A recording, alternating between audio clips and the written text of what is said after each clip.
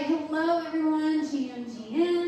Here we are, last day of NFT Detroit. We are here today with Empress and Jack Tuber. I would love for both of you to say hello to everyone. So maybe you can say your name and how old you are, if that's okay.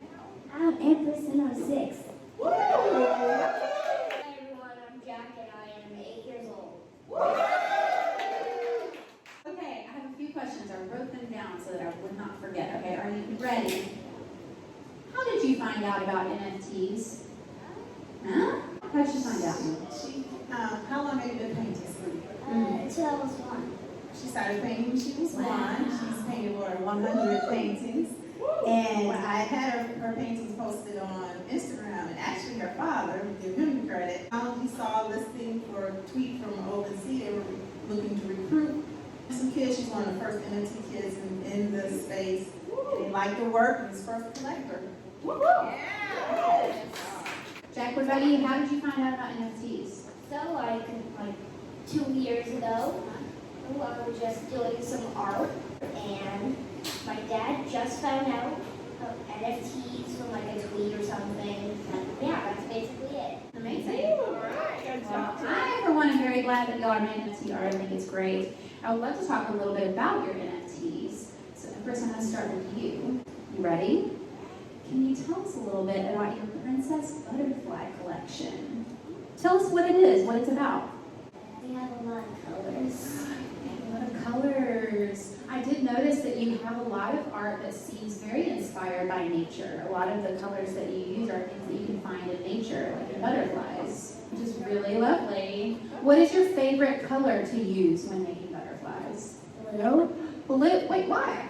I didn't expect you to say that. Why do you like blue so much? It's in the sky.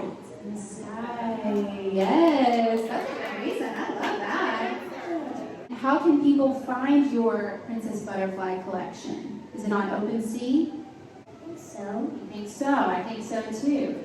You can also buy prints of the Princess Butterfly collection. How much are your prints at your table? $2 or 1. $2 or one, and probably $5. Yay! Okay, now can you pass it down to Jack? I wanted to ask Jack about your night creeps. I love your night creeps. Can you tell us what the inspiration was and how do you make them? So, the inspiration for my night creeps, well, I just really like skeletons and how I make them. It's actually a collaboration with my dad. My dad makes some weird, wacky, and random shapes, and I turn them into skeletons. This is very cool. It's one of my favorite kid collections. I like that it's all black and white. That's really cool. Yeah, of course. Now, some of them look like mirror, like it's almost like you folded the page so it's the same on both sides. Did you do that with some of them? No? Nope. You just placed the shapes. Some have one head, some might have 2. Right? Some might have hats, some might have colors. Yeah. And for each 20, 30, 40, or 50 numbers like that, we make a special edition. Oh, I didn't know that. Yeah. What's been your favorite special edition that you've created so far? Probably Night Creep Special Edition 2. Why is that? I don't know, I just really like it. Yep, and it's only one artwork away from Night Creep Special Edition 3. That's true. It's only one way. It's true. A fun fact about these Night Creep Special Editions, you can only buy these Night Creep Special Editions if you have a certain amount of Night Creeps that you buy. Okay, Jack, keep the mic for a second. I have another question for you. There are a lot of grown-ups in Web3, right? On Twitter and in NFTs and crypto and all that stuff. How have you found that? Have people been really nice to you? Have they been welcoming? What's that been like for you? Well, it feels kind of weird being like one of the only kids is in an adult-filled Web3, but these adults are very welcoming, especially people like Jay and you and Empress. That's good. So I want to ask you the same question, Empress. You're a kid. You were one of the first kids doing this. What has that been like? Have people been nice to you? Yes. They have? Well, who are some of the people that you've met doing this that have been really nice to you? Jack. Jack is very nice. Jack's dad, Jack's grandma. So nice. nice. The grandma of Web3 over here. I'm glad people have been so nice to you. That can be really hard when you're a kid and it's just a bunch of grown-ups around you, huh? Yes? Yeah. Okay, now I have another question for you. I know that both you and Jack have done some charity work. Some work where you take the money that you've made from your art and you give it to something really great, or you do some work for something really great. Can you tell us a little bit about that? Tell us about the trees. I planted them with my mom. You planted trees with your mom? And we named them the Sprinkle and what are the names? Oh, Redeemer. Right. Actually planted 4 trees, but 2 are our favorites. Why are they your favorites? because my mom named the other one and I named the other one. But for some of the The charity that we donate, Save the Monarch Butterflies, because she paints butterflies. And we buy butterflies and we had captains in the picture and 2 coons. Oh, that's wonderful. So you've taken care of some butterflies, you've taken care of some trees. I love that. What do you love so much about butterflies and trees? Because my mom likes trees and my mom thinks they're nice. Trees are really nice. Trees are very important, so I'm glad you're planting some. Now let's pass the mic down to Jack again. There you go. Now Jack, you have also done some charity work, which is pretty awesome and impressive. Tell us about that. Yep, so a certain percent of profit for my NFTs goes to St. Jude. That's amazing. Is that all of your NFTs? Yes. Mm-hmm. And, Yes, give it up. and I also donated to Save the Tigers. Save the Tigers. Tell us about that. I didn't know that that was a thing. Yeah. So you donate to Save the Tigers. That's amazing. That's Like awesome. the name. That's very cool. Like, and then it says it right there. I love that. That's really, really awesome. I want to shift over and ask parents some questions. Empress and Jack, one of the things that I'm very impressed by is you are both very confident. You know what you like, you love your art, you're really proud of your art, which is awesome. And that confidence is really, really important. Building self-confidence in kids is literally the best way to protect someone's mental health and to keep them safe online. Both of those things are critically important as a result of a high self-esteem. So I love to see how confident you both are when you're selling your art. You're just telling people how much it is, asking them what they would like to buy. That's awesome. That's a skill that a lot of kids don't have and a lot of grown-ups don't have. So that confidence is really important. Yeah, honestly, take some notes, friends. We have a lot to learn from these kids, right? Yes. No, of course. I think as grown-ups, this is one really practical way, one really easy way that we can contribute to the safety of Web3 for kids is to help instill confidence in them, to be those supportive adults in this space who help to build that confidence, contribute to that safety rail, right, that safeguard. Even though they aren't our kids, I think one of the beautiful things we can learn from other cultures, and maybe even the culture of Web3, is this collective responsibility for one another, right? Empress isn't my kid, but I can absolutely take responsibility for how I show up in this space and how the people in my circle show up in this space, because that's important. Like I can see Empress and say, I want to take care of her just like her mom would. I want to do my part in that. And so it's not just building her confidence, but it's, buying her art, inviting them into collaborations and things like that. I think all that's really important. So when you see a kid in this space, encourage them. Tell them something that you love about their art. Find something that you can do to contribute to their self-confidence and their self-esteem, because that will help their mental health and it will help keep them safe online.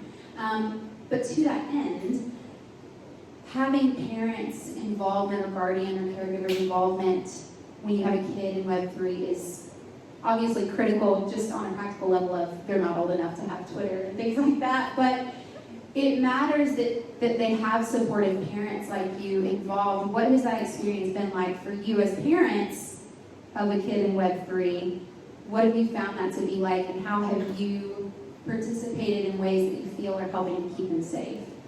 Well, it's been a really fun journey, for us in Web3, and When we first started, Jack was 6 and he was pretty shy, but he had a talent and he could draw. So, we found Web3 and ended up going on Twitter Spaces and getting used to talking to people, and the confidence kind of followed, and we were able just to talk to anyone now, and it's been really fun seeing the growth.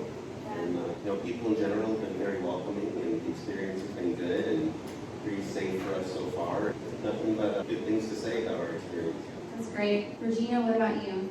Approaching this space with positivity and mindfulness, because we actually co-hosted a show on Twitter Space called NFT Kids World, and I actually was her co-host, and she did most of the talking. And I think she feeds off of the energy of the adults around her and the kids, and everyone's so welcoming and encouraging. And I have to remind people, because they forget, that she's 6, because she likes to be around people. So I just say, just being positive and just pretty much letting her be a child. That has been the biggest thing for me, because I really don't really talk about like the finances or the business side, because I want her just to have fun with it. So I would say just approaching with positivity and just being grateful for all the support and just like all the people that we met here, and just appreciating the warmth and giving that back to others. I love that. Is there something that you would ask of not just the people in this room, but just other adults in Web3, whether they have kids or not? Is there a certain thing you wish you saw more of, or something that you would love to see that could help support Empress or you or her art? Well, I would say with Empress and with all children is it's community and just camaraderie, because I don't believe in competition. Actually, I never have. And a part of that comes with having a twin sister and knowing the beauty of working together. So I believe in community and camaraderie. So I would like to continue to see that in the space. Yes. Yes. Empress, you got something to say? Go ahead. Thank you, everybody. Yes. For your support. Gratitude is good. Gratitude. What did you learn? Try to spell something. What'd you try to spell? Pizza. That's not what you said. That's what I thought it was. I can definitely tell that you were writing pizza. Oh, we have a question. Yes. The art on the front? Oh, good question. Yes. Can you tell them about this art on the front of this canvas? I put the colors on, and I put watercolors too, and I did the marble and roll it around. Looks familiar, doesn't it? I teach you to be very humble. When she actually created this piece, I tweeted it, and it like almost went viral. Yeah. And so we turned it into a clothing line. So these pieces are based on this. I love that. Now she's like her, and I have a dress like her, but I didn't want to wear it today. That's great. I almost wore a dress today. Now, I have a question about this art as well. Empress, where did you get the idea to do the marble thing? I think my mom. We went to an art center, and they had the marble technique, and then Yeah. And then I did camp, and then I had the art week, and I did the art. Now, Jack, you started doing canvases for the first time, right? Like physical art. Tell us about that experience. So, yeah, been a good time doing canvases for the last few days, last few weeks. Can you tell us about your process? What do you start with? How do you start a canvas? What do you do? So, first I think of an idea to do on the canvas, like what colors, Right? and I grab colors, just spread them out. I use a squeegee, Oh, a squeegee. That's cool. push it down from top to bottom, and then when it dries on, put a decal on it, which you can find on my booth. Yes. Okay. Empress's favorite color to use with her butterflies is blue. Do you have a favorite color to use for your canvas art? Probably the metallics, gold, silver, copper, Okay. those types of colors. You're fancy. I love that. That's awesome. Is there anything else that you would like to share with them? Maybe some upcoming projects or things that you're working on? Yep, I am adding more to my canvas collection. Yes. I am working on a collaboration with Rain Faz. Oh, amazing. Yes. Raina was here yesterday. Anything else you can share with us? Any more alpha? I am doing something with Jay and some other kids.